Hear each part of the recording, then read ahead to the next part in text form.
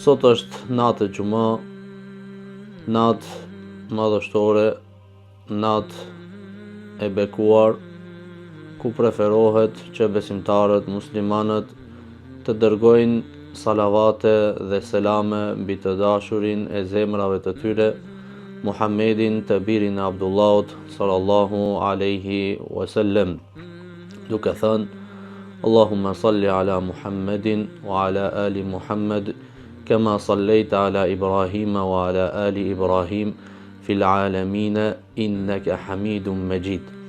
Për shkak se pejgamberi jon sallallahu alaihi wasallam tha: Man salla alayya wahidatan sallallahu alaihi biha 10. Thot ai I cili më dërgon mua një salavat, Allahu azza wa jall atij do t'ia kthen me 10 salavate. Pra Allahu azza wa jall do t'i dërgon atij 10 salavate.